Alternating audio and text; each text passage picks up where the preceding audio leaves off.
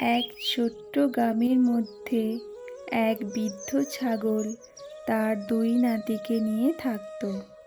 বাচ্চারা, আমাকে না জানিয়ে একা একা বাড়ির বাইরে যেও না, তোমাদের বিপদ হতে পারে। আরে, দাদাজি তো ভীষণ ভীতু। হ্যাঁ, ঠিক বলেছিস তুই, ভীষণ ভীতু। আরে, দাদাজি যখন রাগ দেখানোর চেষ্টা করে আমার তো তখন খুব হাসি পায়। কেন? আরে, ওনার কানটা তো দেখেছিস, ক্লিপের মতো, কত ফানি তাই না? তার জন্যই তো সবাই ওনাকে ক্লিপি বলে ডাকে।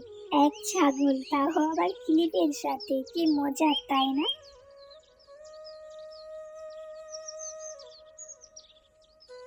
আমার এই নাতি দুটো যা খেতে চাইছে তা এদেরকে দাও। আর কত টাকা হলো আমাকে বলো। তোমার যা মন যায় তুমি তাই দিও। তুমি এমনিতেই আমার অনেক পুরনো কাস্টমার।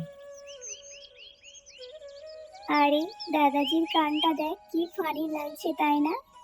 হ্যাঁ, আমারও তো ভীষণ হাসি পাচ্ছে। আরে বাচ্চারা, তোমরা কি জন্য হাসছো? না না, কিছু নয়। না না, বলো আমাকে। তোমরা তোমার দাদাজিকে দেখে হাসছো তাই না? না না। আরে ছেড়ে দাও, ওরা এখনো বাচ্চা।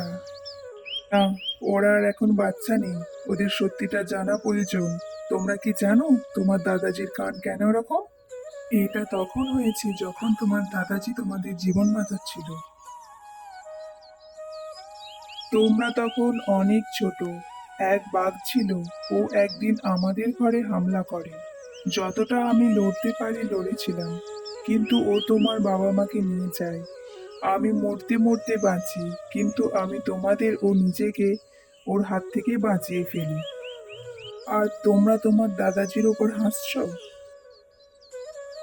দাদাজি, আমাদের ভুল হয়ে গেছে, আমাদের ক্ষমা করো। হ্যাঁ দাদাজি, আমাদের ক্ষমা করে দাও।